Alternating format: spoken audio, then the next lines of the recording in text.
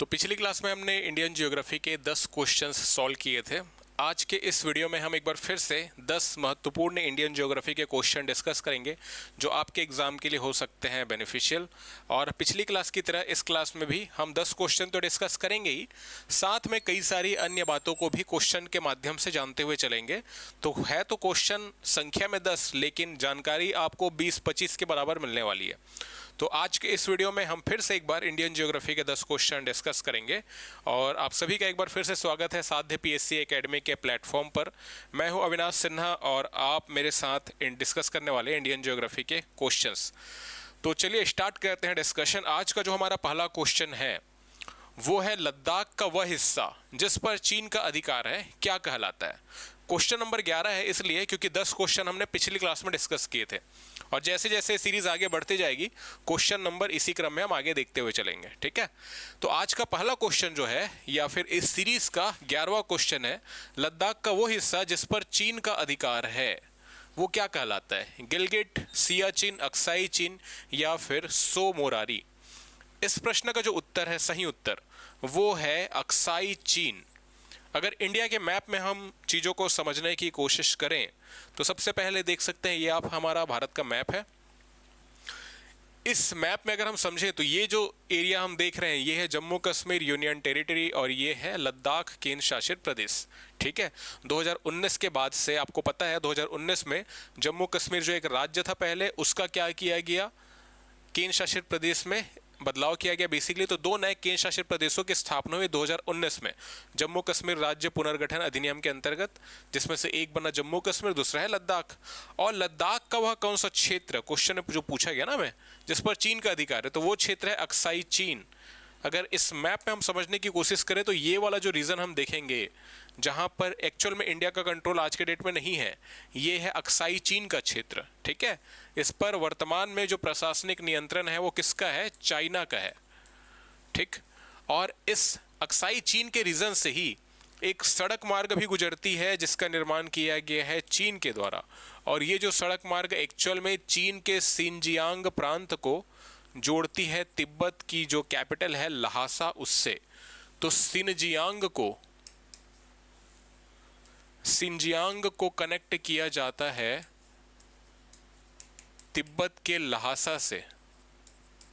कौन से सड़क मार्ग के द्वारा, तो G219। इस सड़क मार्ग का नाम है G219। ये बेसिकली नेशनल हाईवे है चाइना का, ठीक है, जिसका नाम है G219। ये सड़क मार्ग होकर गुजरता है अक्साई चीन के रीजन से। अगर हम बात करें तो ये बेसिकली इंडियन टेरिटरी है, भारतीय भूभाग का क्षेत्र है जिस पर कब्जा किया गया है चाइना के द्वारा। और इसी क्षेत्र को लेकर के आपको पता होगा 1962 में इंडिया और चाइना के बीच वॉर भी हुआ है ना। इंडिया और चाइना के बीच जो वॉर हुआ 1962 में, इस वॉर के पीछे भी कहीं ना कहीं जो कारण था वो इस अक्साई चीन का जो एरिया है उसे लेकर युद्ध हुआ था। तो 1962 से ही हम देख रहे हैं ये डायरेक्टली कंट्रोल में है किसके, चाइना के, है ना। तो अक्साई चीन का अगर हम बात करें लद्दाख का वह क्षेत्र जिस पर चीन का कब्जा है तो कौन सा हुआ, अक्साई चीन हुआ। इसके अलावा अगर हम ऑप्शन में वापस आए तो हमारे ऑप्शन में एक ऑप्शन हम देख रहे हैं गिलगिट। तो गिलगिट बाल्टिस्तान की अगर बात करूं मैं तो गिलगिट बाल्टिस्तान की जो अवस्थिति है वो आपको देखने को मिलेगी इस रीजन में। ठीक है, गिलगिट बाल्टिस्तान भी एक्चुअल में किसका भाग है तो भारत का हिस्सा, लेकिन इस पर अगर वर्तमान में किसका कब्जा है, किसका नियंत्रण है, अगर हम ये कहें तो ये जो नियंत्रण है इस पर ये है पाकिस्तान का। तो ये जो एरिया है ये पाक ऑक्यूपाइड कश्मीर के अंतर्गत आता है, पाकिस्तान अधिकृत कश्मीर के अंतर्गत है तो भारत का हिस्सा, लेकिन नियंत्रण किसका है, पाकिस्तान का। दोनों ही क्षेत्र जो हम देख रहे हैं, चाहे गिलगिट की बात करें चाहे हम बात करें अक्साई चीन की, भारत के कौन से राज्य केंद्र शासित प्रदेश के अंतर्गत आते हैं, तो ध्यान में रखना ये लद्दाख के अंतर्गत आते हैं। चाहे अक्साई चीन की बात करें जो लद्दाख के उत्तर पूर्व में है ना, और इसी प्रकार से बात करें गिलगिट बाल्टिस्तान की जो लद्दाख के उत्तर पश्चिम में है।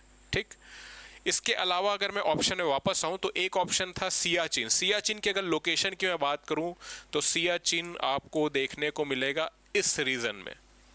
सबसे प्रमुख स्थलों में से एक है सियाचिन, जो वर्ल्ड का सबसे ऊंचा बैटल ग्राउंड भी है, युद्ध क्षेत्र भी है। ठीक है, यहां पर भी हम देखते हैं कि पाकिस्तान के सैनिकों ने ना कब्जा कर लिया था, है ना। और 1970 और 1980 के दशक में पाकिस्तान जो है सियाचिन पर पर्वतारोहण यानी माउंटेन क्लाइंबिंग के लिए अपने ग्रुप्स भेजता था, ठीक है। जब भारत को इसका पता चला तो सियाचिन पर नियंत्रण करने के लिए भारत ने एक ऑपरेशन चलाया, जिस ऑपरेशन का नाम था ऑपरेशन मेघदूत, ठीक है। तो मेघदूत ऑपरेशन चलाया गया भारतीय सैनिकों के द्वारा इस क्षेत्र पर नियंत्रण स्थापित करने के लिए। 1984 की बात है ये, ठीक है, जब भारत द्वारा सियाचिन पर नियंत्रण किया गया। और इस नियंत्रण में बेसिकली जो सबसे महत्वपूर्ण भूमिका निभाई वो निभाई गई थी कैप्टन बाना सिंह के द्वारा।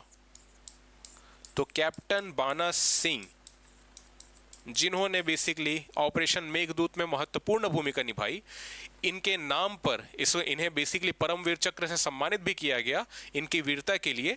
और इनके नाम पर एक पोस्ट का निर्माण किया गया है सियाचिन में, जिसे बाना पोस्ट के नाम से जाना जाता है। तो ऑपरेशन मेघदूत चलाया गया इंडिया के द्वारा किस पर कब्जा या नियंत्रण करने के लिए? सियाचिन पर नियंत्रण करने के लिए, ठीक है। और ये सियाचिन की लोकेशन भी हम देख रहे हैं लद्दाख के अंतर्गत आता है, ठीक है। काराकोरम जो पर्वत श्रेणी है, जो ट्रांस हिमालय का हिस्सा है, जो मैंने क्लास में आपको पढ़ा चुका हूँ बेसिकली इसके बारे में, ठीक है। तो काराकोरम पर्वत श्रेणी के अंतर्गत आता है सियाचिन, और सियाचिन पर कब्जा किया गया, भारत के द्वारा नियंत्रण स्थापित किया गया। पहले कब्जा पाकिस्तान के द्वारा किया गया था, बाद में भारतीय नियंत्रण स्थापित किया गया, जिसके लिए ऑपरेशन चलाया गया मेघदूत। और बेसिकली इस ऑपरेशन में जो महत्वपूर्ण भूमिका निभाई वो थे कैप्टन बाना सिंह, और इनके नाम पर बाना पोस्ट का भी बेसिकली निर्माण किया गया है सियाचिन में, ठीक है। तो ये 3 लोकेशन या 3 ऑप्शन के बारे में तो मैंने डिस्कस किया, कहाँ कहाँ पे इनके लोकेशन है। गिलगिट हो गया, अक्साई चीन हो गया, सियाचिन हो गया। इसके अलावा एक ऑप्शन डी हम देख रहे हैं सो मोरारी। ये बेसिकली क्या है? देखो तिब्बतन लैंग्वेज में ना सो का मतलब होता है झील यानी कि लेक, ठीक है। और यहां पे हम बात करें सो मोरारी की, यानी कि मोरारी एक झील का नाम है, एक लेक का नाम है। ये लेक भी आपको देखने को मिलेगी कहां पर? लद्दाख में, ठीक है। तो लद्दाख के अंतर्गत हम देखते हैं बेसिकली कुछ यहां पर आपको एक लेक देखने को मिलेगी जिसका नाम है सो मोरारी, या इंग्लिश में से लिखा जाता है सो मोरीरी, ठीक है। ये है क्या? ये है एक झील। सो मोरारी भी एक झील है। इसी प्रकार से एक और झील है जिसका नाम है सोकर। तो सोकर हो गया, सो मोरारी हो गया। इसके अलावा एक और महत्वपूर्ण झील है जिसको लेकर भारत और चीन के बीच विवाद भी रहता है, और इस झील का नाम है पैगोंग सो, ठीक है। तो ये प्रमुख झील है। तीनों की तीनों झील हम कहां पर देखते हैं? लद्दाख में देखते हैं, ठीक है। तो आपसे एग्जाम में ये भी पूछा जा सकता है ना, सो मोरारी लेक कहां पर है, सोकर लेक कहां पर है, या पैगांग सो लेक कहां पर है? तो लद्दाख में है तीनों झील। पैगांग सो को लेकर बेसिकली भारत और चीन के बीच विवाद है। अधिकांश जो हिस्सा है इसका 50% से ज्यादा जो हिस्सा है किसका? पैगांग सो का, वो एक्चुअल में चाइना के कंट्रोल में है, ठीक है। तो इस बारे में भी आपको ध्यान में रखना है, इसको लेकर विवाद भी होते हैं। अगर आपने 3 इडियट्स मूवी देखी होगी जिसमें आमिर खान है, तो उस मूवी में जो लास्ट में शूटिंग किया गया था आपको याद होगा, जो झील आप देखेंगे वो और कोई नहीं, वो पैगांग सो झील ही है, ठीक है। तो इस क्वेश्चन के सारे ऑप्शन हमने डिस्कस किए, और क्वेश्चन का जो राइट आंसर है वो है अक्साई चीन, लद्दाख का वह हिस्सा जिस पर चीन का अधिकार है। अक्साई चीन, अगर ये पूछा जाता वह हिस्सा जिस पर पाकिस्तान का अधिकार है तो वो होता गिलगिट, ठीक है। बाकी सियाचिन तो इंडिया के कंट्रोल में है, और सोकर भी इंडिया में ही है, लद्दाख में है बेसिकली, जो भारतीय नियंत्रण में है, ठीक है। अब चलते हैं अपने अगले क्वेश्चन की ओर। तो हमारा जो अगला क्वेश्चन है ना, वो पूछा गया है बेसिकली नेलांग घाटी किस राज्य में स्थित है?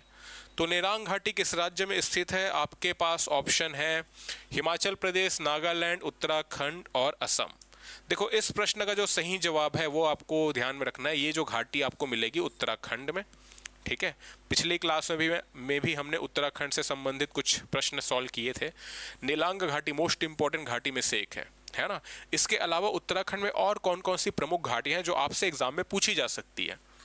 तो और उत्तराखंड में जो प्रमुख घाटी, एक तो हमने देख लिया नेलांग घाटी, इसके अलावा है एक प्रमुख घाटी जोहार घाटी,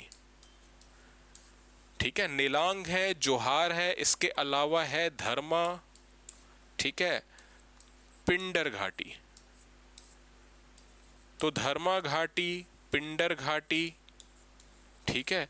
ये कुछ प्रमुख हिमनद है जो आपको देखने को मिलेंगे कहाँ पर, उत्तराखंड में। इसके अलावा एक और हिमनद आपको देखने को मिलेगा, वो है मिलाम। ठीक है, तो ये कुछ प्रमुख घाटियां हैं जो आपको उत्तराखंड में देखने को मिलेंगे। नेलांग, जोहार, धर्मा, पिंडर, मिलाम घाटी, है ना। तो ये कुछ प्रमुख घाटियां हैं जिनके बारे में आपको ध्यान में रखना, और ऐसे प्रश्न आपसे एग्जाम में पूछे जा सकते हैं। प्रीवियस ईयर के क्वेश्चन भी अगर आप सॉल्व करेंगे तो ऐसे कई सारे प्रश्न आपको देखने को मिलेंगे। इसके अलावा अगर मैं बात करूं असम में स्थित कुछ प्रमुख घाटियों की, तो असम में स्थित जो प्रमुख घाटियां हैं इसमें से एक तो याद रखना, कोपिली घाटी। कोपिली जो प्रमुख नदी है जो प्रवाहित होती है असम में, है ना, तो जिस घाटी से होकर वो गुजरती है उस घाटी का नाम है कोपिली घाटी। इसी प्रकार से एक और प्रमुख घाटी वो है धनसिरी घाटी। और एक घाटी की बात हम करें तो एक प्रमुख घाटी हम देखते हैं बराक घाटी। ये सभी नदियों के नाम है, और जिस वैली से होकर के गुजरती है ये नदियाँ, उन घाटियों को कहा जाता है इन नदियों के नाम पर। तो बराक घाटी, कोपिली घाटी और धनसिरी घाटी। इसके अलावा ब्रह्मपुत्र घाटी भी हम देखेंगे। ठीक है, तो ये कुछ प्रमुख घाटियां हैं जो है असम में। आपसे जो एग्जाम में और इम्पॉर्टेंट चीज जो पूछी जा सकती है वो है नागालैंड में स्थित घाटियों के बारे में। तो यहाँ पर जो स्थित सबसे प्रमुख घाटी है उस घाटी का नाम है जुकू घाटी, यानी कि जुकू वैली। ठीक है, तो जुकू घाटी के बारे में याद रखना है, नागालैंड की सबसे फेमस घाटी है ना। और वर्ष भर ये बेसिकली नीले फूलों से ढकी होती है, जुकू घाटी की मैं बात कर रहा हूँ, तो इसके बारे में ध्यान में रखना है। इसके अलावा एक और प्रमुख घाटी यहाँ पर जिसका नाम है जोपफू, जोपफू घाटी। ठीक है, तो जुकू घाटी और जोपफू घाटी, ये दोनों घाटियों के नाम आपको याद रखने हैं। दोनों घाटी हमको देखने को मिलेगी नागालैंड में। ठीक है, हिमाचल प्रदेश में कौन कौन सी प्रमुख घाटियां हैं, तो हिमाचल प्रदेश की प्रमुख घाटियों में याद रखना है कुल्लू घाटी है, इसके अलावा कांगड़ा घाटी, देन किन्नौर। तो कुल्लू, कांगड़ा, किन्नौर, ये तीन प्रमुख घाटियां याद रखनी है। इसके अलावा यहाँ पर जो घाटी है सांगला, फिर लाहौल और स्पीति। ठीक है, लाहौल स्पीति जिले का भी नाम है। कुल्लू भी एक प्रमुख जिला है, कांगड़ा भी यहाँ पर जिला देखने को मिलता है, किन्नौर भी जिला है। ये सभी जिस एरिया पे बसे, जिस घाटी में, अब हमको पता है ना पूरा पहाड़ी प्रदेश है, तो यहाँ पर बस्तियों की, जिलों की बसावट कहाँ पे होगी, जहाँ पर घाटियाँ देखने को मिलेगी। पहाड़ में तो बेसिकली स्थापित नहीं किए जा सकते बड़े बड़े जो नगर हैं वो, है ना, तो घाटियों में ही आपको बसे हुए लोग देखने को मिलेंगे। तो ये जो प्रमुख जिले हैं ये बेसिकली इस घाटी पर ही बसे हुए हैं। तो कुल्लू घाटी, कांगड़ा, किन्नौर, सांगला, लाहौल, स्पीति, ये प्रमुख घाटियां हैं, है ना। इसके अलावा और भी कई सारी यहाँ पर घाटियां देखने को मिलेगी, तो इनके बारे में खास तौर पर ध्यान में रखना। ये सब हिमाचल प्रदेश में है। ठीक है, ये सभी वो इंपॉर्टेंट घाटियां जिनके बारे में डायरेक्टली एग्जाम में प्रश्न पूछे जा सकते हैं, है ना, तो इनको याद रखना है। इसके अलावा एक पार्वती घाटी भी हम देख सकते हैं, और पार्वती के बारे में आपको बताते चलूं कि पार्वती जो है वो एक सहायक नदी है। किसकी सहायक नदी है? व्यास की। तो व्यास की सहायक नदी है, और व्यास अपने आप में किसकी सहायक नदी है? सतलज की सहायक नदी है। ठीक है, तो पार्वती घाटी भी आपको देखने को मिलेगी। तो इनके बारे में आपको ध्यान में रखना है अगर हम घाटियों की बात करें तो। बाकी मैं डिटेल में एक अलग वीडियो लेकर जरूर आऊँगा। अगर आप लोगों के ज़्यादा से ज़्यादा कमेंट आए, कम से कम 20-25 कमेंट आएगा, तो मैं ज़रूर आपके लिए वीडियो लेकर आऊँगा ऐसे टॉपिक पर जो आप चाहते हैं। पिछले वीडियो में कुछ लोगों ने कमेंट किया कि सर माउंटेन पीक्स पर और पहाड़ों पर कुछ अलग से सेपरेट वीडियो बनाए, तो उसके लिए भी मैं जल्द आपके लिए वीडियो लेकर आऊँगा, जो आपके आने वाले एग्जाम, चाहे मैं एडीओ की बात करूँ, चाहे आबकारी आरक्षक की बात करूँ, चाहे पुलिस की बात करूँ, चाहे फिर सब इंस्पेक्टर, जितने भी वेरियस एग्जाम होने वाले हैं आपके, उन सभी एग्जाम में ये जो टॉपिक है, भूगोल है, जो सब्जेक्ट है, यहाँ से आपको पता है बहुत सारे प्रश्न देखने को मिलेंगे। तो इम्पोर्टेंट जो सेक्शन है इंडियन जियोग्राफी के, और आने वाले टाइम में मैं इंडियन पॉलिटी के और इंडियन इकोनॉमी के भी ऐसे ही इंपॉर्टेंट सेक्शन से क्वेश्चंस लेकर आऊंगा, और इंपॉर्टेंट टॉपिक को मैं समझाने की कोशिश करूंगा। लेकिन वो मैं तब करूंगा जब आपके ज़्यादा से ज़्यादा कमेंट आएंगे, ज़्यादा से ज़्यादा आप वीडियो को लाइक करेंगे और शेयर करेंगे, तब मैं आपके लिए ऐसे इंपॉर्टेंट क्लासेस लेकर लगातार आता रहूँगा। ठीक है, तो इस क्वेश्चन से इतनी सारी इंफॉर्मेशन आपको ध्यान रखनी है।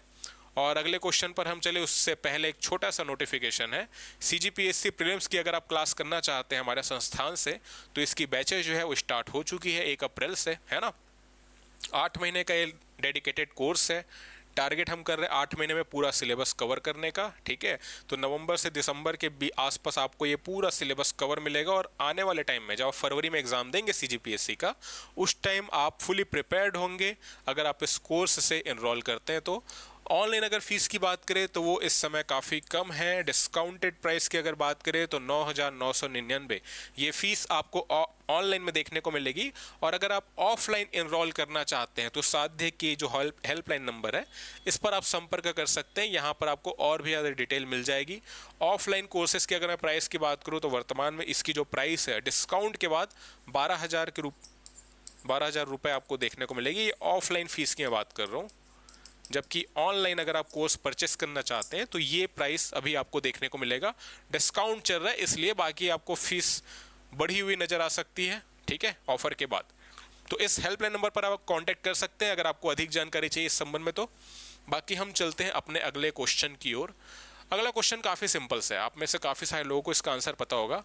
मासिन राम जो कि भारत का ऐसा स्थान है जहाँ पर सबसे ज़्यादा वर्षा जो है दर्ज की जाती है, वो कहाँ पर स्थित है, ये पूछा गया है। ऑप्शन ए है मिकिर पहाड़ियाँ, बी है खासी पहाड़ियाँ, सी है गारो पहाड़ियाँ, और डी है लुसाई पहाड़ियाँ। तो इस प्रश्न का जो उत्तर है, देखो मासिन राम कहाँ पर है तो आप सभी को पता होगा, मासिन राम जो स्थित है वो है मेघालय में। नौ मेघालय में तो है, तो इनमें से कौन कौन से वो पहाड़ियाँ हैं, हिल्स हैं जो मेघालय में स्थित है। देखो सबसे पहले मैं बात करूँ अगर मिकिर पहाड़ी की, तो मिकिर पहाड़ी जो है ना वो एक्चुअल में है असम में। तो आपसे ये भी डायरेक्ट पूछा जा सकता है ना कि मिकिर पहाड़ी कौन से राज्य में है। तो हम डिस्कस तो कर रहे हैं वैसे 10 क्वेश्चन, लेकिन मैंने जैसा बताया 10 क्वेश्चन अपने आप में तो 20 और 25 के क्वेश्चन के बराबर है, ठीक है। तो मिकिर पहाड़ियाँ कौन से राज्य में, अगर ये पूछा है तो ध्यान रखना असम में है। इसके अलावा मैं आपको एक और इन्फॉर्मेशन देता हूँ कि मिकिर पहाड़ी को ही ना कार्बी पहाड़ी के नाम से भी जाना जाता है। तो कार्बी पहाड़ी और मिकिर पहाड़ी ये दोनों सेम है, ठीक है। कहाँ पर है तो असम में है, इसके बारे में याद रखना है। और इस पहाड़ी की जो सबसे ऊंची चोटी है, सबसे ऊंची चोटी माउंटेन पीक किसकी, मिकिर पहाड़ी की, इस पीक का नाम है सिंहासन पीक। तो सिंहासन पीक जो है वो इस माउंटेन पीक का नाम है, यानी कि मिकिर जो पहाड़ है उसकी कोई ना कोई सबसे ऊंची चोटी होगी, तो इस ऊंची चोटी का नाम है सिंहासन पीक, जिसकी जो ऊंचाई है वो लगभग है 1360 मीटर। किसकी बात कर रहे हैं, सिंहासन पीक की, जो मिकिर पहाड़ी की सबसे ऊंची चोटी है।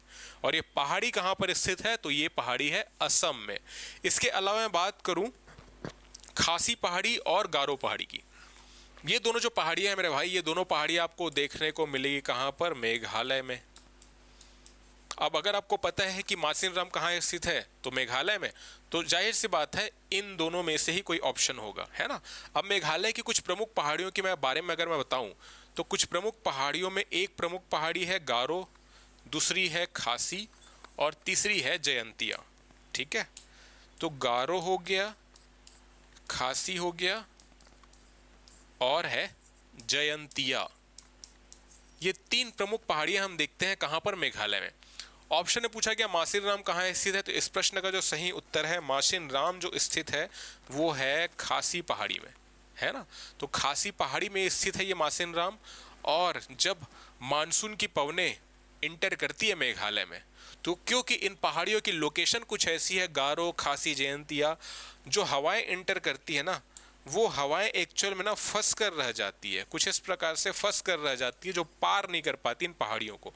क्योंकि साइड में लेफ्ट में हम देखेंगे गारो है, फिर हम पीछे की साइड अगर देखें खासी है, और फिर राइट साइड में देखेंगे जयंतिया पहाड़ी है।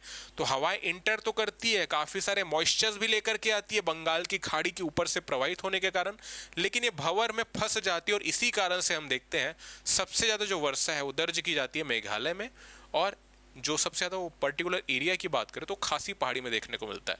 चेरापूंजी जहाँ पर मासिन राम से पहले सबसे ज़्यादा वर्षा दर्ज की जाती थी, वो स्थान भी इसी खासी पहाड़ी पर स्थित है। तो इसके बारे में ध्यान में रखना है, ठीक है। इस प्रश्न का जो राइट आंसर है वो हो जाएगा खासी पहाड़ियाँ। इसके अलावा गारो पहाड़ी भी स्थित है, ठीक है, कहाँ पर, मेघालय में। और मैं अगर बात करूँ लुसाई पहाड़ी की, तो लुसाई पहाड़ी आपको मेरे भाई देखने को मिलेगी मिजोरम में,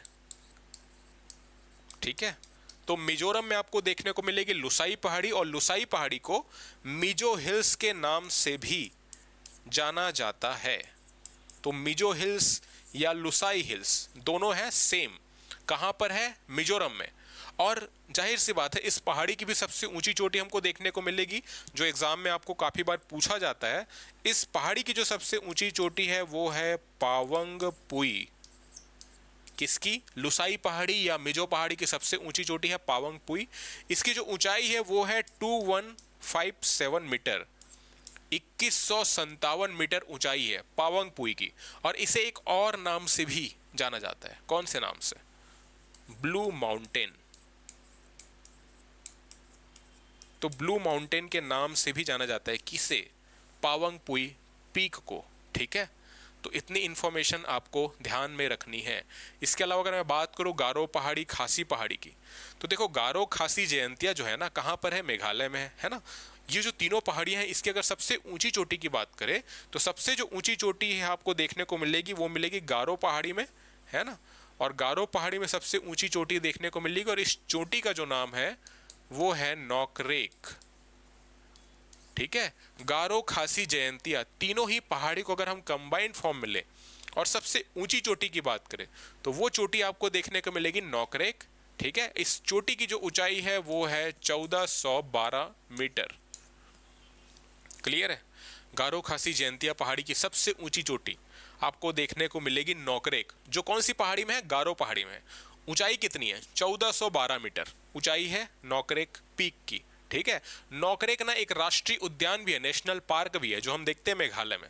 ठीक है, तो उस नेशनल पार्क के एरिया में ही ये माउंटेन आता है और ये माउंटेन पीक आती है। ठीक है, इसके अलावा अगर आपसे एग्जाम में ये प्रश्न पूछा जाए कि मेघालय की एज अ स्टेट मेघालय की सबसे ऊंची चोटी कौन सी है, तो ध्यान में रखना है शिलोंग पीक। ठीक है, तो शिलोंग जो कि मेघालय की राजधानी भी है, तो ये जो शिलोंग है बेसिकली शिलोंग पठार में बसा हुआ है और शिलोंग पीक जो है पूरे के पूरे मेघालय की सबसे ऊंची चोटी है और इसकी जो ऊंचाई है वो है 1965 मीटर। किसकी ऊंचाई है? शिलोंग पीक की, जो कि मेघालय की सबसे ऊंची चोटी है। जबकि इसी मेघालय में हम कुछ पहाड़ियां देख रहे हैं, गारो खासी जयंतिया, जिसकी सबसे ऊंची चोटी है नॉकरेक 1412 मीटर। लेकिन पूरे मेघालय की बात करेंगे तो शिलोंग पीक को याद रखना है with elevation of 1965 metre. Clear है यहां तक सभी को? तो इस क्वेश्चन से सारी इंफॉर्मेशन आपको ध्यान में रखनी है। एक क्वेश्चन के पीछे मैं आपको 10 इंफॉर्मेशन देते चलूंगा, ये मेरे क्लास का पर्पस है। ठीक है, अगले क्वेश्चन पर चलते हैं। अगला जो हमारा क्वेश्चन है, हिमालय पर्वत श्रेणियों में से किस पर्वत श्रेणी को जवाहर टनल पार करती है? देखो, जवाहर टनल के बारे में पूछा जा रहा है। मोस्ट इंपॉर्टेंट टनल में से एक है इंडिया का। सबसे पहली बात आपको मैं बताऊं, ये जवाहर टनल कौन से राज्य में है? तो जम्मू कश्मीर राज्य में स्थित है ये टनल।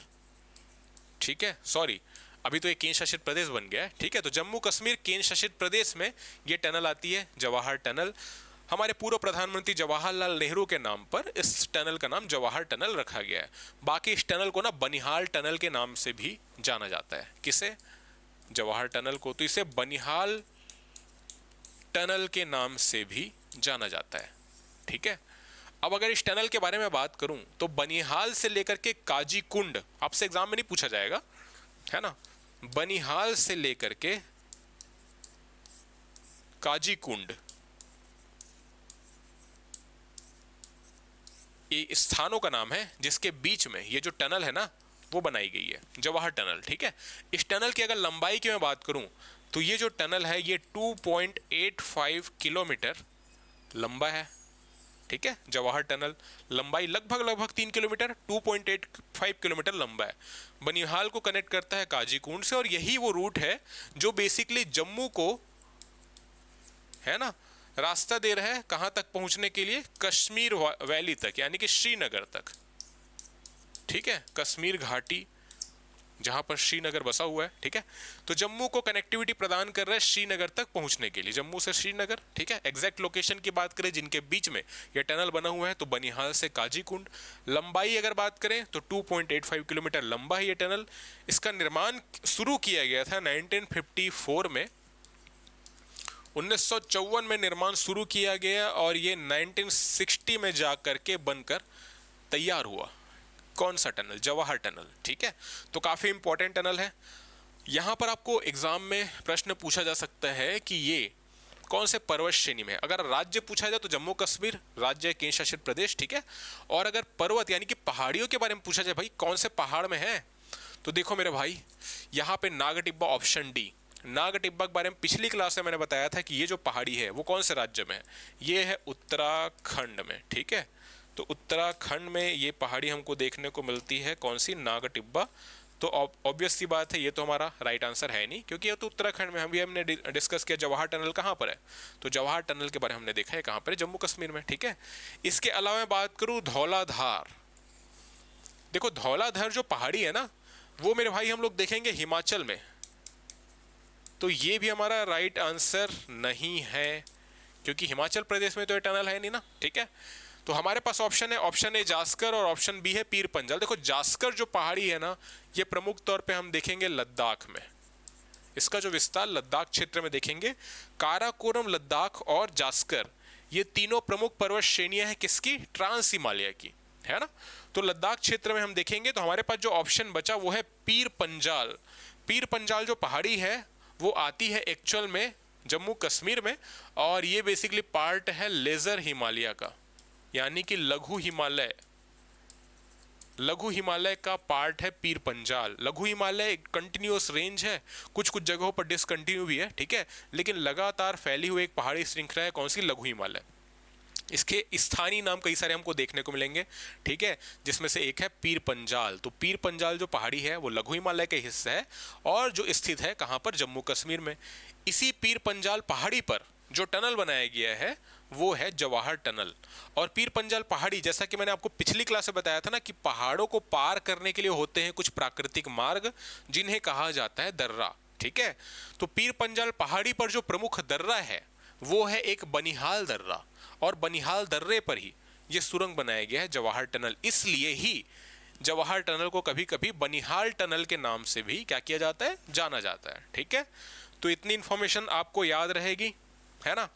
देखो वीडियो अगर आपको पसंद आ रहा है तो क्या करना है, लाइक करना है और शेयर करना है ज़्यादा से ज़्यादा, और कमेंट में ना बताते चलना है कि वीडियो लग कैसा रहा है आपको, ठीक है। क्योंकि जितने ज़्यादा कमेंट आएंगे ना, उतना ज़्यादा मैं आपके कमेंट पर विचार करूँगा, और आपके लिए ऐसे ही कई सारे वीडियोस में लेकर आता रहूँगा, क्योंकि मुझे पता है आपका एग्ज़ाम अभी सामने है ना, आपको प्रैक्टिस की ज़रूरत है।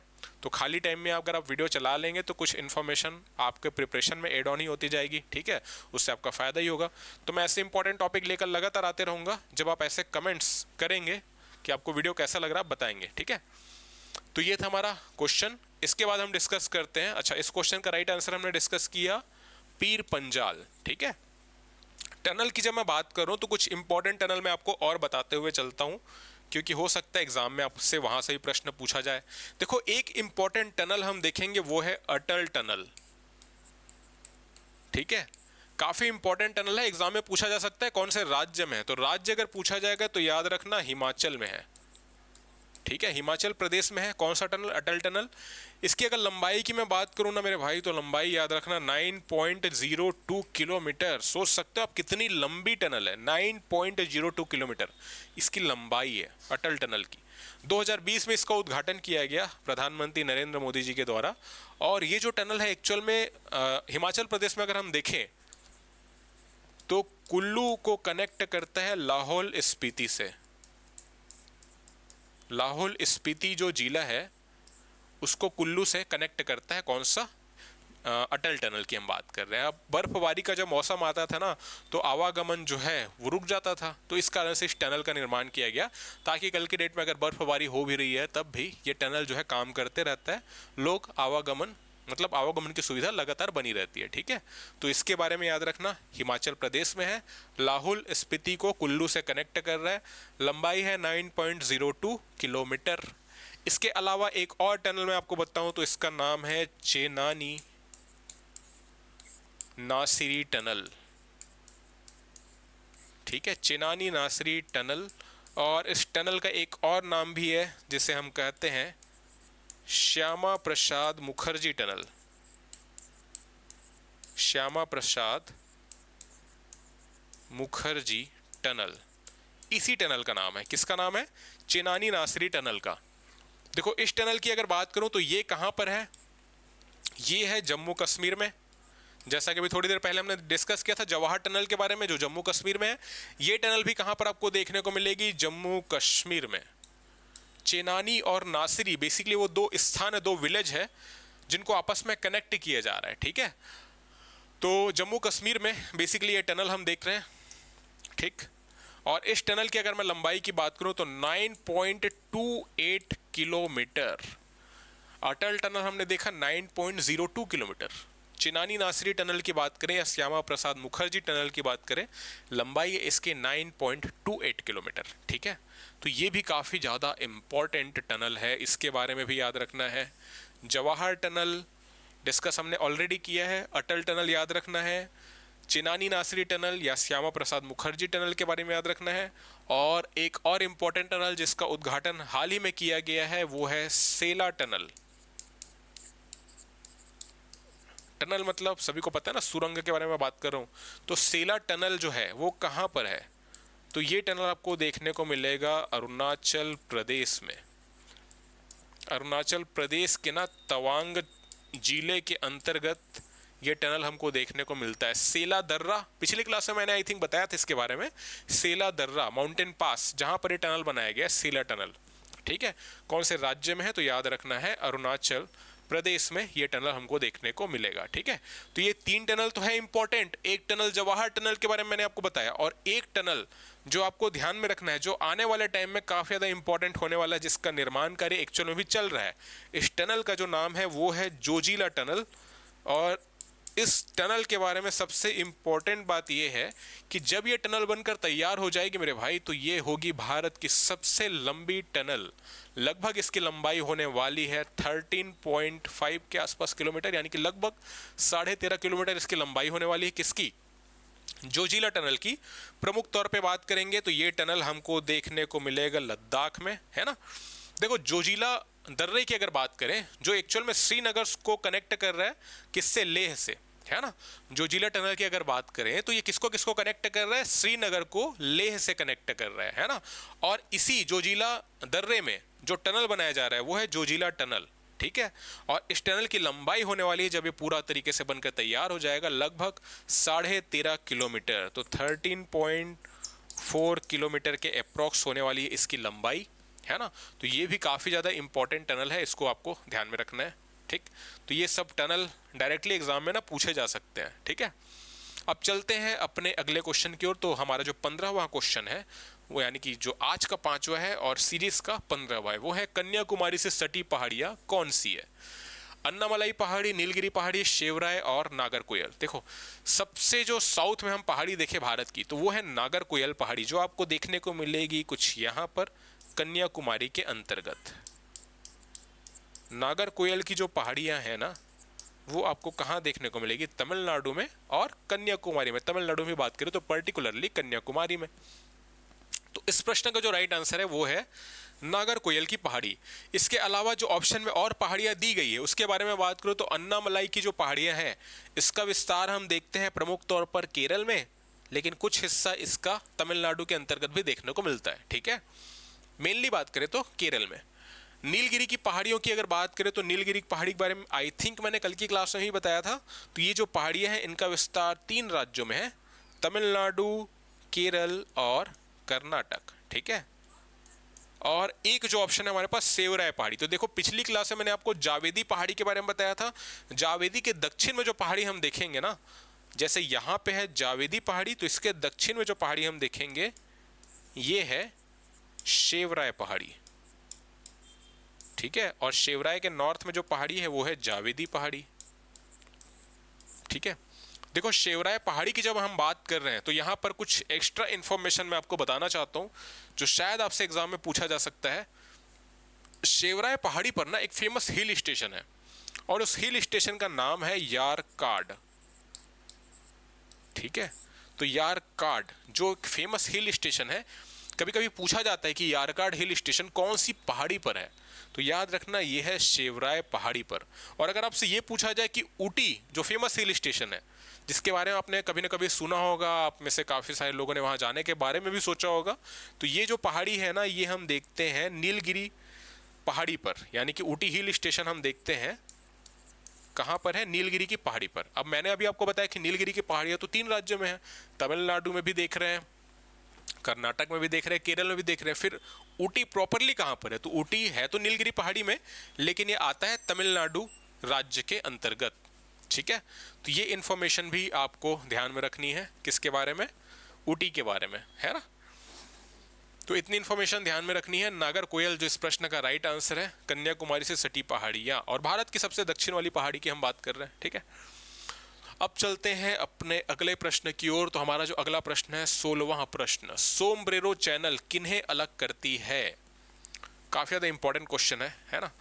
देखो, अंडमान निकोबार द्वीप समूह की मैं बात करूं, अगर मैपिंग में थोड़ा करने की कोशिश करूं, तो जैसे एग्जांपल लेते हैं, ये एक द्वीप हम बनाते हैं जो कि है नॉर्थ अंडमान। इसके फिर साउथ में हम देखेंगे मिडिल अंडमान यानी कि मध्य अंडमान, फिर साउथ में हम देखेंगे साउथ अंडमान। ठीक है, तो ये हो गया नॉर्थ अंडमान, ये है मिडिल अंडमान और ये है साउथ अंडमान। ठीक है, इसके बाद फिर हम देखते हैं एक और द्वीप जो कि है लिटिल अंडमान यानी कि लघु अंडमान। इसके बाद हम देखते हैं निकोबार द्वीप समूह, ये तो हो गया अंडमान का, और अच्छा छोटे छोटे कई सारे आइलैंड्स हम देखेंगे, है ना। इसके अंतर्गत लगभग हम बात करें तो 850 के आसपास आइलैंड आपको देखने को मिलेंगे पूरे अंडमान और निकोबार द्वीप समूह के अंतर्गत। लेकिन जो हम बड़े आइलैंड्स की मैपिंग करते हैं उसमें जो प्रमुख है वो है नॉर्थ अंडमान, मिडिल अंडमान और साउथ अंडमान। देन फिर हम देखते हैं लिटिल अंडमान जिसको हम कहते हैं लघु अंडमान, और फिर हम आ जाते हैं निकोबार। तो यहाँ पे एक छोटा द्वीप देखेंगे जिसे हम कहते हैं कार निकोबार, और इसके साउथ में हम चले जाएंगे तो फिर हम देखते हैं ग्रेट निकोबार। नाम से स्पष्ट है, थोड़ा बड़ा है। और फिर थोड़ा साउथ में चले जाएंगे ना, तो अब इंडिया का टेरिटरी खत्म, अब आ जाएगा इंडोनेशिया। तो इंडोनेशिया का एक प्रमुख द्वीप हम देखते हैं, इस द्वीप का नाम है सुमात्रा। और फिर सुमात्रा के और नीचे चले जाएंगे ना तो फिर जावा द्वीप भी देखने को मिलता है। अब यहाँ पे अगर मैं बात करूं तो जो वाटर बॉडी इन आइलैंड्स के बीच में है, जैसे कि यहाँ पर साउथ अंडमान और यहाँ पे है लिटिल अंडमान, इनके बीच जो वाटर बॉडी है उसको किस नाम से जाना जा रहा है? ठीक है, ये जो वाटर बॉडी हो, अब हमको पता है ना पूरा क्या है, समुद्र ही तो है चारों ओर, है ना। तो साउथ अंडमान और ये जो लघु अंडमान है इसके बीच जो वाटर बॉडी है इसको किस नाम से जाना जा रहा है? ठीक है, इसी प्रकार से लिटिल अंडमान और कार निकोबार के बीच का जो ये जली भाग है, वाटर बॉडी है, इसको किस नाम से जाना जा रहा है? कौन सा चैनल कहा जा रहा है? कार निकोबार से ग्रेट निकोबार के बीच फिर से वाटर देख रहे हैं हम लोग, पानी देख रहे हैं पूरा, इसका क्या नाम है ना। और ग्रेट निकोबार से सुमात्रा यानी कि जो इंडोनेशिया का पार्ट है, इसके बीच जो जल क्षेत्र है इसका हम किस नाम से जानते हैं? ठीक है, तो आपको ध्यान में रखना है। देखो, सबसे पहले अगर मैं आपको बताऊं तो सुमात्रा जो कि इंडोनेशिया का पार्ट है और ये जो ग्रेट निकोबार है भारत का पार्ट, इनके बीच का जो जलीय क्षेत्र है इसको जाना जाता है ग्रैंड चैनल के नाम से। तो क्या कहा जाता है इससे? Grand channel. ठीक है, ग्रेट निकोबार और सुमात्रा के बीच का जो जलीय क्षेत्र है ना। और अगर बात करूं ग्रेट निकोबार से कार निकोबार के बीच फिर से जो वाटर बॉडी हम देख रहे हैं, इसको हम जानते हैं मेरे भाई सोमब्रेरो चैनल के नाम से। सोमब्रेरो चैनल। अच्छा, हमारे क्वेश्चन में पूछा यही गया है, सोमब्रेरो चैनल किन्हें अलग करती है? तो हमारा ऑप्शन क्या हो गया? कार निकोबार और ग्रेट निकोबार। अब ऑप्शन में हम अगर देखें कहीं पे, उत्तरी अंडमान कोको द्वीप ये तो नहीं रहा, कार निकोबार और ग्रेट निकोबार। तो इस क्वेश्चन का जो राइट आंसर है वो हो जाएगा ऑप्शन बी, कार निकोबार और ग्रेट निकोबार को अलग करती है कौन सी? सोमब्रेरो चैनल। इसके फिर से हम थोड़ा सा नॉर्थ में चले जाएंगे ना, तो हम देख रहे हैं लघु अंडमान और कार निकोबार, यानी कि अंडमान द्वीप समूह और निकोबार दोनों को जो अलग कर रहा है वो है 10 डिग्री चैनल। ठीक है, 10 डिग्री जो उत्तरी अक्षांशीय रेखा है ना, वो अलग कर दी किसको? लघु अंडमान और कार निकोबार को। और उसके बाद हम देख रहे हैं यहाँ पर है साउथ अंडमान और ये है लघु अंडमान, यानी कि दक्षिण अंडमान और लघु अंडमान के बीच जो वाटर बॉडी है इसे क्या कहा जाता है? तो इसे कहा जाता है डंकन पास। ठीक है, क्या कहा जाता है? Duncan pass. अब थोड़ा सा और उत्तर में चले जाएं। अब अंडमान निकोबार के सारे वाटर बॉडीज की मैं बात करूं, सभी के सभी को आपको याद रखना है। एग्जाम में आपसे प्रश्न पूछे जा सकते हैं डायरेक्टली यहाँ से। प्रीवियस ईयर भी कई सारे क्वेश्चन यहाँ से आए हैं, तो इनको ध्यान में रखना है। यहाँ पे हम देख रहे हैं north Andaman, middle Andaman, south Andaman. देखो नॉर्थ अंडमान के नॉर्थ में फिर से जो वाटर बॉडी हम देखेंगे, ठीक है। और इसके बाद एक्चुअल में हम देखते हैं फिर छोटे छोटे कई सारे आइलैंड्स हैं, है ना। और वो पार्ट किसके हैं, वो म्यांमार के पार्ट हैं, है ना। ये जो आइलैंड है वो म्यांमार के पार्ट है। और ये जो सबसे साउथ में है म्यांमार का जो आइलैंड, इसका नाम है कोको आइलैंड, ठीक है। तो कोको आइलैंड याद रखना है, ये है एक्चुअल में पार्ट किसका, म्यांमार का। तो ये जो वाटर बॉडी है जो उत्तरी अंडमान और म्यांमार के कोको द्वीप समूह के बीच है, इस वाटर बॉडी को हम जानते हैं किस नाम से, कोको स्ट्रेट। इसे हम कहते हैं कोको स्ट्रेट। तो कोको स्ट्रेट किसके किसके बीच है, कोको द्वीप समूह और नॉर्थ अंडमान। अच्छा, नॉर्थ अंडमान के उत्तर में भी एक छोटा सा द्वीप है ना, छोटा सा आइलैंड हम देखेंगे जो सबसे नॉर्थ में है, यानी कि अंडमान निकोबार द्वीप समूह का सबसे उत्तर में जो आइलैंड है, ये जो आइलैंड है इसका नाम है लैंडफॉल आइलैंड। तो लैंडफॉल आइलैंड ये हिंदी में कहे तो लैंडफॉल द्वीप, ये अंडमान निकोबार द्वीप समूह का सबसे उत्तरी द्वीप है। और यहीं से कोको द्वीप के बीच में एक्चुअल में जो वाटर बॉडी है उसे हम जानते हैं कोको स्ट्रेट के नाम से। जबकि सबसे दक्षिणी द्वीप की बात करें अंडमान निकोबार की, तो वो है ग्रेट निकोबार। यहां तक क्लियर है सभी को? आई होप आपको चीज़ें समझ आ रही हैं, है ना। आप इंजॉय कर रहे हैं इस वीडियो को, और अगर आप इंजॉय कर रहे हैं, आपको चीज़ें समझ में आ रही है, तो आप सभी को पता है क्या करना है, लाइक करना है, शेयर करना है और कमेंट करना है, ठीक है। अब चलते हैं अपने अगले प्रश्न की ओर। तो यहाँ से आप, मैंने जो चीज़ें बताई है उसके आंसर आप निकाल सकते हैं। इस प्रश्न का राइट आंसर है ऑप्शन बी, ठीक है। और इन सारी चीज़ों को आपको ध्यान में रखना है क्योंकि यहाँ से प्रश्न पूछे जाते हैं। अच्छा, अगला क्वेश्चन है हमारा, काठमांडू घाटी स्थित है, तो कहां पर स्थित है। तो देखो सबसे पहली बात तो काठमांडू, काठमांडू क्या है, काठमांडू नेपाल की कैपिटल है। तो जाहिर सी बात है काठमांडू हमें कहां पर देखने को मिलेगा, नेपाल में। बट ऑप्शन में आपको नेपाल नहीं मिलेगा ना, ऑप्शन में दिया गया है पहाड़ियों के नाम। तो सबसे पहले ना हम देखते हुए चलते हैं कि ये जो पहाड़ी है वो कहां कहां पर स्थित है, ठीक है। ऑप्शन ए बोलता है कांगड़ा और धौलाधर पर्वत श्रेणियों के बीच में है, ठीक। तो सबसे पहले आपको ध्यान में रखना है कि कांगड़ा जो है ना वो है हिमाचल प्रदेश में। तो HP मैं शॉर्ट में लिख रहा हूँ, HP यानी कि हिमाचल प्रदेश, है ना, हिंदुस्तान पेट्रोलियम नहीं, ये है हिमाचल प्रदेश। तो कांगड़ा जो है, अभी थोड़ी देर पहले मैंने बताया था कि वैली भी है ना। तो ये कहाँ पर देखने को मिलेगी, हिमाचल प्रदेश में। जबकि धौलाधर भी हमको हिमाचल प्रदेश के अंतर्गत देखने को मिलती है। जबकि हम बात कर रहे हैं काठमांडू घाटी की, तो ऑब्वियस सी बात है ऑप्शन ए को हम कर सकते हैं एलिमिनेट, यानी कि यहां पर तो होगी नहीं, ठीक है। अब हम चलते हैं, अच्छा ऑप्शन सी पर पहले चलते हैं। यहां पर हम देख रहे हैं महाभारत।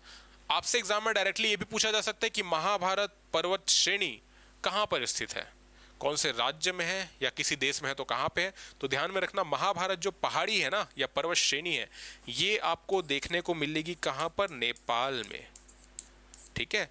और बेसिकली जैसा कि मैंने आपको पिछली क्लास में बताया था, हिमालय के अंतर्गत जो प्रमुख रेंजेस है, महान हिमालय, लघु हिमालय और शिवालिक है। और इनके नॉर्थ में चले जाएंगे तो ट्रांस हिमालय है सबसे नॉर्थ में, जो कि हिमालय का भाग नहीं है, ठीक है। तो ये जो महाभारत पहाड़ी है ना या महाभारत पर्वत श्रेणी है, ये एक्चुअल में नेपाल में है और ये मध्य हिमालय का ही एक नाम है, ठीक है। तो मध्य हिमालय यानी कि मिडिल हिमालयस को ही महाभारत श्रेणी के नाम से जाना जाता है, कहां पर, नेपाल में। और यहां पर फिर से हम देख रहे हैं धौलाधर पर्वत। तो धौलाधर तो फिर से आ गया ना हिमाचल प्रदेश में, तो और यानी कि ये ऑप्शन भी नहीं रहा क्योंकि ये तो हिमाचल प्रदेश चले गया। तो ये ऑप्शन भी है गलत। महाभारत है तो नेपाल में, बट यहाँ पे ऑप्शन है पीर पंजाल, जो कि कहाँ पे है, जम्मू एंड कश्मीर में। तो डी ऑप्शन भी हमारा राइट आंसर नहीं है। तो बच गया हमारे पास केवल एक ऑप्शन, ऑप्शन बी, जो इस प्रश्न का राइट आंसर भी है। काठमांडू घाटी स्थित है हिमाद्री और मध्य हिमालय श्रेणियों के मध्य, ठीक है। हिमाद्री कहा जाता है किसे, हिमाद्री कहा जाता है महान हिमालय को। महान हिमालय के कई सारे नाम हैं, जिसे इंग्लिश में कहा जाता है ग्रेटर हिमालय, या इसी का ही नाम है हिमाद्री, ठीक है। तो हिमाद्री भी किसे कहा जाता है, महान हिमालय को या ग्रेटर हिमालय को, ठीक है, और हिमाद्री, और फिर इसके नीचे आ जाएंगे दक्षिण में तो फिर से पहाड़ी हम देखेंगे जो कि है मिडिल हिमालय या जिसे हम कहते हैं मध्य हिमालय। और इन्हीं के बीच में नेपाल में जो घाटी है वो है काठमांडू घाटी, ठीक है। तो काठमांडू घाटी किनके किनके बीच स्थित है? हिमाद्री या महान हिमालय और मध्य हिमालय के बीच में, ठीक है। तो इस प्रश्न का राइट आंसर क्या हुआ? Option number B.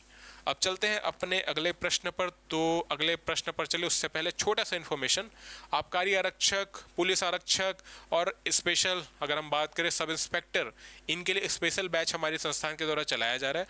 अगर आप एनरोल करना चाहते हैं अभी तो ये जो फीस है आपको 1499 रुपये मिलेगी, आबकारी आरक्षक की भी और पुलिस आरक्षक की भी, ठीक है। तो ये डिस्काउंटेड प्राइस है, अभी कुछ समय के लिए है, लिमिटेड पीरियड ऑफर है। तो आप अगर एनरोल करना चाहते हैं तो कांटेक्ट कर सकते हैं साध्य पीएससी एकेडमी के हेल्पलाइन नंबर पे। क्लासेस जो है बेसिकली चालू हो चुकी है, एग्ज़ाम सामने है, डेट डिक्लेयर हो चुके हैं व्यापम के द्वारा। तो अगर अभी तक आपने तैयारी स्टार्ट नहीं की है तो जल्द से जल्द तैयारी जरूर करें। ऐसा ही नहीं है कि केवल कोर्स ही खरीदना है, अगर आप सेल्फ स्टडी करने में सक्षम है तो सेल्फ स्टडी भी कर सकते हैं। और अगर आपको किसी प्रकार के बुक की आवश्यकता है, अगर आपको लगता है कि कौन सा बुक पढ़ना चाहिए तो आप कमेंट में पूछ सकते हैं मुझे। ऑलरेडी मैंने इस पर एक वीडियो बनाया था बहुत पहले कि कौन सा बुक आपके लिए बेनिफिशियल हो सकता है अगर आप सेल्फ स्टडी कर रहे हैं तब की केस में।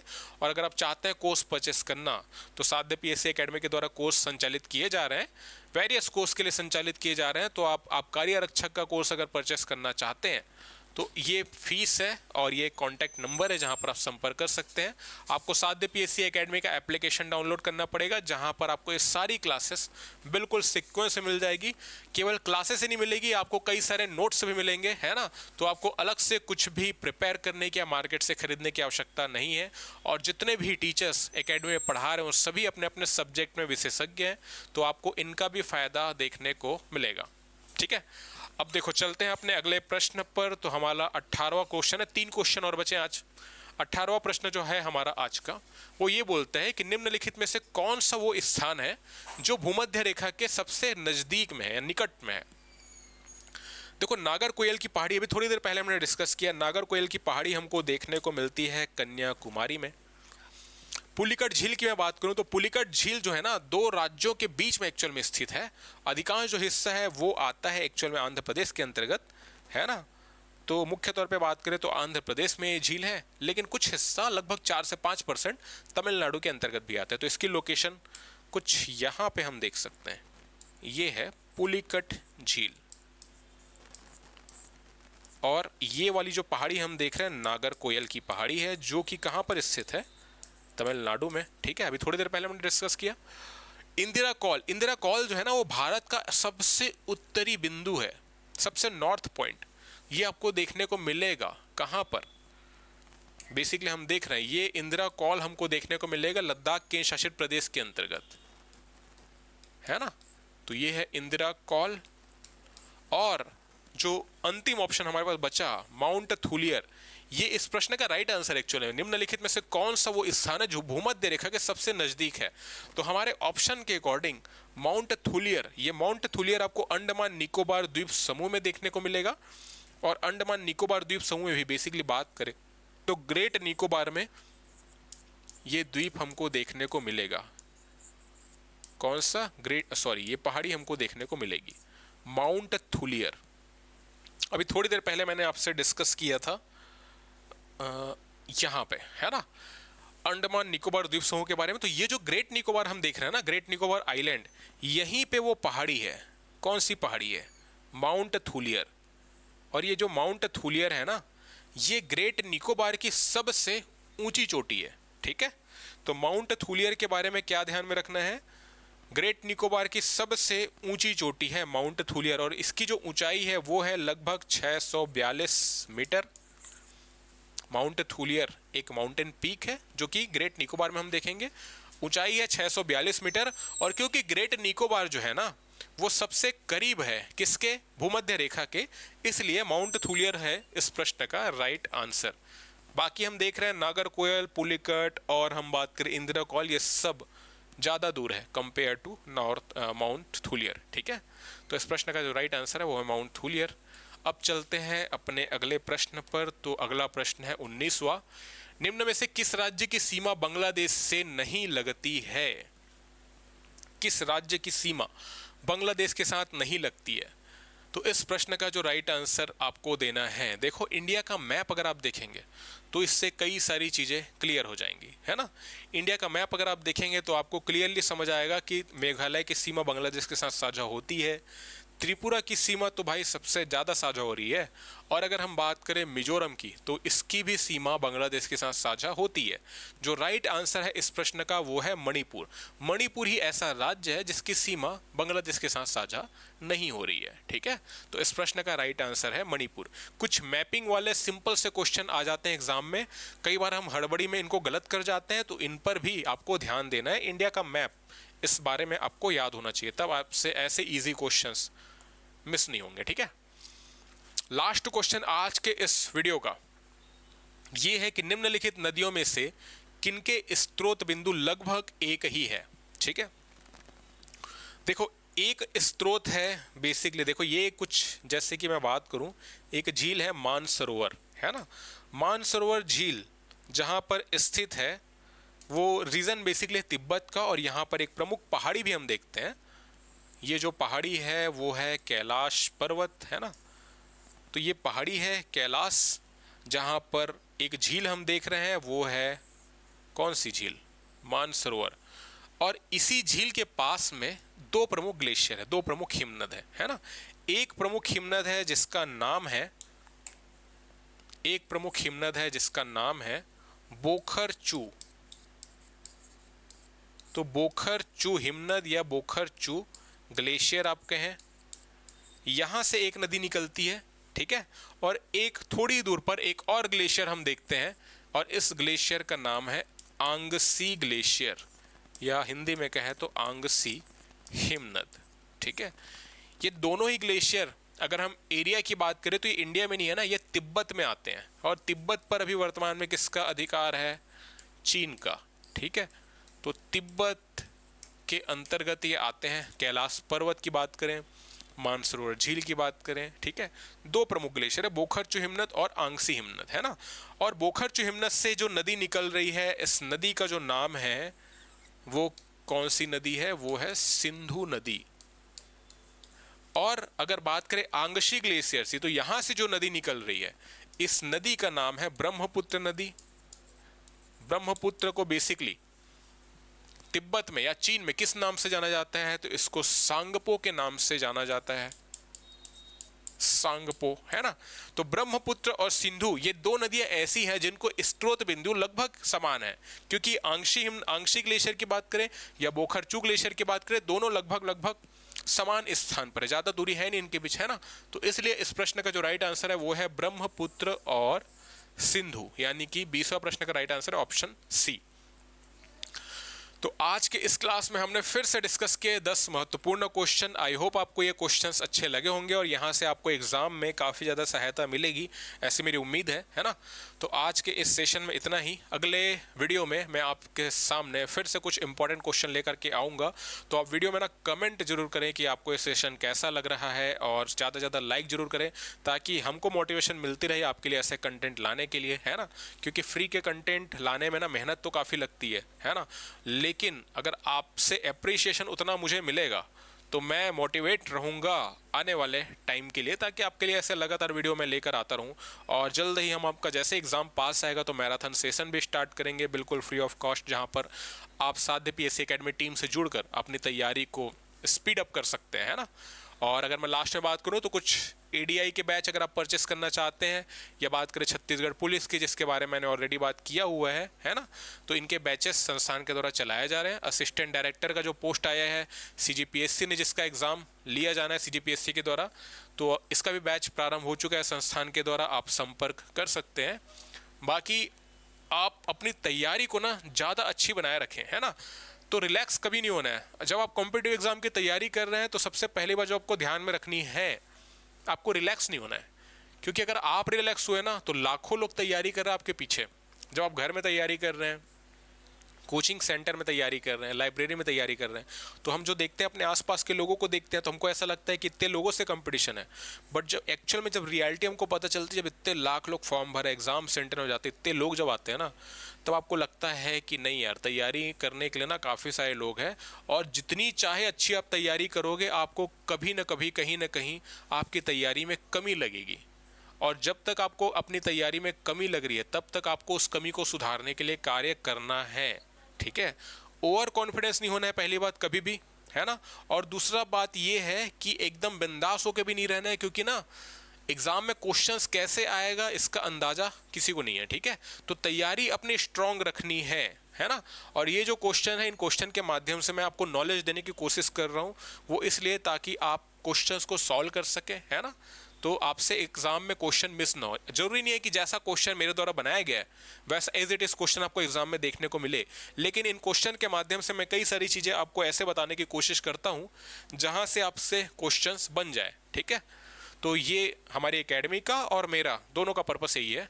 तो आज का वीडियो कैसा लगा आप कमेंट बॉक्स में जरूर बताएं। मिलते हैं अगले वीडियो में, तब तक के लिए थैंक यू।